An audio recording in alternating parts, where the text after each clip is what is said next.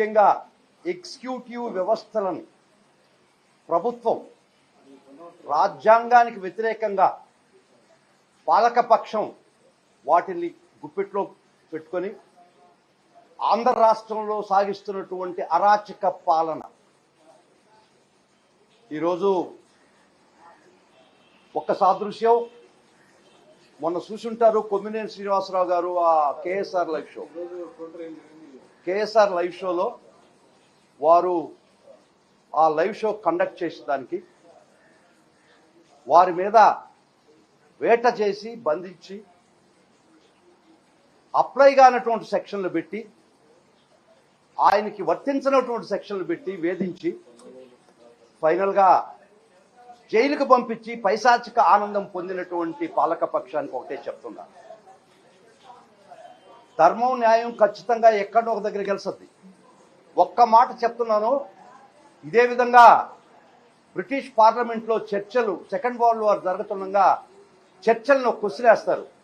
You are losing, మీరు second world war యుద్ధానికి ఇంగ్లాండ్ని పురిగొల్పారు, నేల మీద ఓడిపోతున్నావు, గాలిలో ఓడిపోతున్నావు, సముద్రం మీద ఓడిపోతున్నావు అని క్వశ్చన్ వేస్తే పార్లమెంటేరియన్స్ చర్చిల్ గారు ఒక సమాధానం చెప్తాడు, yes we lose on the ground, we lose on the water, we lose in the air, but we will win in the heaven అని చెప్తాడు. అట్టా మేము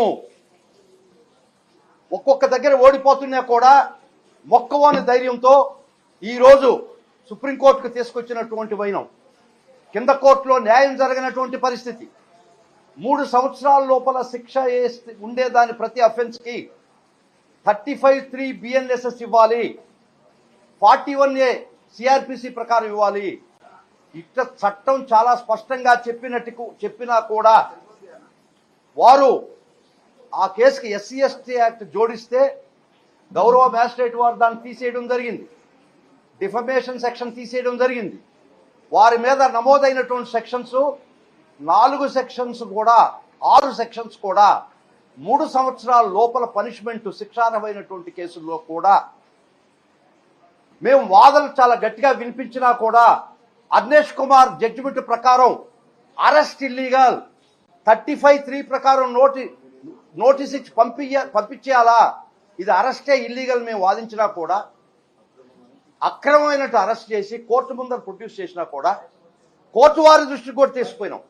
మీరే 2 సెక్షన్లు తీసేశారు దీనికి అనువర్తించమని, కొరవ సెక్షన్స్ 3 సంవత్సరాల పనిష్మెంట్ కదా, అర్నేష్ కుమార్ జడ్జిమెంట్ ప్రకారం 35(3) ఇచ్చి పంపించేయండి అని చాలా దూరం వాదనలు వినిపించాం.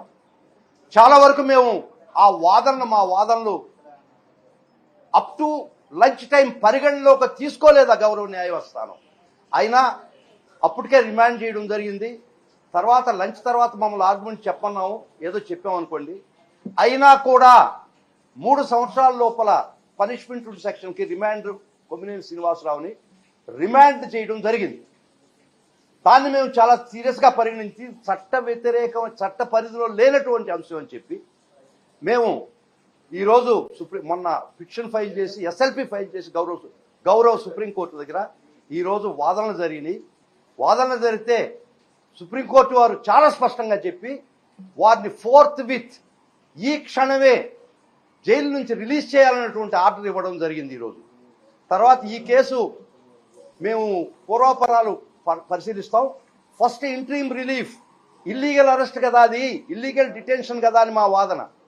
3 సంవత్సరాల లోపల పనిష్మెంట్ ఉండేది, మీరు ఎట్ట డిటెన్షన్ ఇస్తారు అన్న మేము వాదన తీసుకున్నప్పుడు మాతో ఏకీభవించినటువంటి గౌరవ సుప్రీంకోర్టు వారు ఫోర్త్విత్ అండర్ ఆర్టికల్ 32 ప్రకారం వారిని తక్షణమే విడుదల చేయాలని ఆర్డర్ ఇచ్చింది. చాలా సంతోషం. కానీ ఒక్కటి మటుకు చెప్తున్నాం, న్యాయ వ్యవస్థ ఈరోజు భారతదేశంలో ఇంత ఈ విధంగా ఉంది కాబట్టే కొంత ప్రజాస్వామ్యం మనుగడవుతుంది. విచారణ సమయంలో గౌరవ న్యాయమూర్తి గారు కామెంట్ కూడా చేయడం జరిగింది. యాంకరింగ్ చేసేటప్పుడు అవతల మనిషి మీద దీనికి కంట్రోల్ ఏముంటుంది, యాంకరింగ్ చేసినప్పుడు వారు ఖండించలేదు, నవ్వుతున్నారు అని చెప్పారు. మేము కూడా ఏదో నవ్వుతుంటాము, అది తప్పు.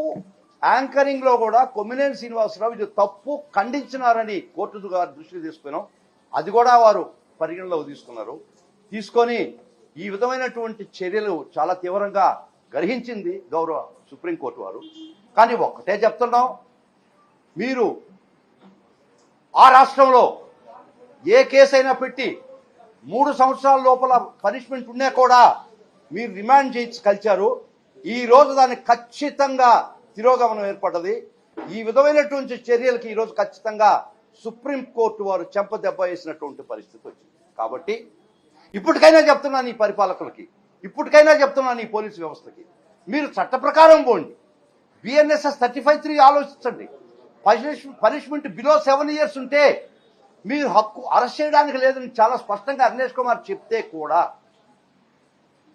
మీరు వీళ్ళు క్రానిక్ అఫెండర్స్ కాదు, వీరి మీద పాత కేసులు లేవు, వీరు తప్పించుకొని పోయేదానికి అవకాశం లేదు, అటువంటి పరిస్థితిలో 41A ఇవ్వాల్సిన పరిస్థితి ఉండినా కూడా మీరు అవి ఏది పరిగణలోకి తీసుకోకుండా పాలకపక్షాన్ని సంతృప్తిపరచడానికి, వాళ్ళ కళ్ళల్లో ఆనందం చూడడానికి ఒక విధమైనటువంటి అరాచక పాలన మీరు చేస్తుంటే ఈరోజు గౌరవ సుప్రీంకోర్టు దానికి ఫుల్ స్టాప్ పెట్టింది. అందుకనే దీనికి ఎక్కడో ఒక దగ్గర ఫుల్ స్టాప్ పెట్టించాలా, దీనికి ఎక్కడో ఒక దగ్గర చరమగీతం పాటించాలనేటువంటి పట్టుదలతో జగన్మోహన్ రెడ్డి గారు ఇచ్చినటువంటి మాకు స్ఫూర్తితో మేము ఇంత దూరం వచ్చి పోరాడడం ఈరోజు మేము గెలిచాం.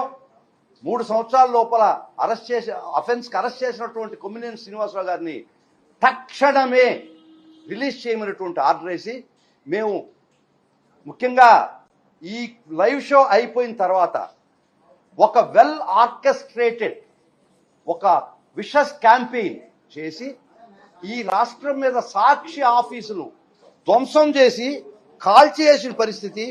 సాక్షి ఆఫీసులు మొత్తం మీకు లిస్ట్ ఇస్తాను, ఫోటోలు చూపిస్తాను.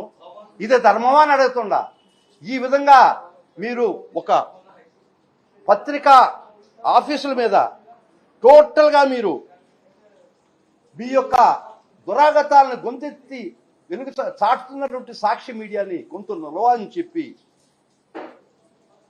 మిత్రులారా ఇది సమంజసమా అని అడగకుండా సాక్షి మీడియా ఆఫీసులు ధ్వంసం చేయడం అక్రాస్ ది స్టేట్, రాష్ట్రం మొత్తం మీద మీరు ఒక ప్రోగ్రాం చేసి విషస్ ప్రోగ్రాం అన్లీష్ చేసి ఈ విధంగా ధ్వంసం చేస్తే మిత్రులారా మీకైనా రేపు స్వేచ్ఛ ఎక్కడ ఉంటుంది?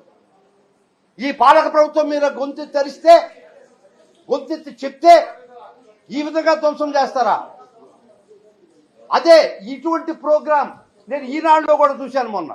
ఇంతకన్నా ఘోరంగా మాట్లాడినటువంటి పరిస్థితి మీకు లైవ్ కూడా చూపిస్తాను. వారి మీద నో కేస్. మా సాక్షి ఆఫీసులు ధ్వంసం చేస్తే నో కేస్, నో పోలీస్. ఇది ఎల్లకాలం జరగద్దా? ఇది ధర్మమా? ఇది ప్రజాస్వామ్యంలో ఆర్టికల్ 19(1)A ఆ రాష్ట్రంలో లేదా? మీ రాజ్యాంగం నడుసద్దా? అదే చెప్పాము ఈరోజు గౌరవ సుప్రీంకోర్టు వారు. ఈ freedom of speech article 19(A ఈ రాష్ట్రంలో పనిచేయటం లేదు. ఈ విధంగా సాక్షి ఆఫీసుంది ఒక ప్రోగ్రాం ఎయిమ్ చేసిన దానికి, ఎయిర్ చేసిన దానికి ఇంతకన్నా దారుణంగా సాక్షిలో, ఈనాడులో ఇంతకన్నా దారుణంగా ఇదే సబ్జెక్టు మీద ఇటువంటి ప్రోగ్రాం మీరు ప్రచురితం చేస్తే నో కేస్. ఈ విధమైనటువంటి దుర్మార్గాలు ఖచ్చితంగా అడ్డుపడతాం. న్యాయ వ్యవస్థ దృష్టి తీసుకుపోతాం. ఎక్కడ న్యాయం జరగకపోయినా అంచెలంచెలుగా ఫైనల్గా గౌరవ సుప్రీంకోర్టు గారు ఉంది, వాళ్ళు ఖచ్చితంగా ఈ అరాచకాలను అడ్డుకట్టేస్తారని మేము భావిస్తున్నాం. ఈ రోజు ఖచ్చితంగా ఈ రాష్ట్రంలో జరుగుతున్నటువంటి అరెస్టులు, బిలో 7 years అరెస్టులు, రిమాండ్లు, ఇది ఇల్లీగల్ అని చెప్పి ఆర్డర్ ఇచ్చినటువంటి పరిస్థితి. ఈరోజు బిలో 7 years అఫెన్సెస్ మీజ్ ఆర్ ఏ రొటీన్. మీరు అరెస్ట్ చేయడం, వాళ్ళు కోర్టు దృష్టి దగ్గర తీసుకోవడం, వాళ్ళు కూడా అర్నేష్ కుమార్ జడ్జిమెంట్ ఖాతరు చేయకుండా అది మెకానికల్ ఫ్యాషన్ రిమాండ్ జరగడం చాలా దురదృష్టకరం. మేము ఖచ్చితంగా మేము చట్ట ప్రకారం రాజ్యాంగ పరంగా మా వాదనలు ప్రతి కోర్టులో వినిపిస్తాం, రిమాండ్ కోర్టులో వినిపిస్తాం.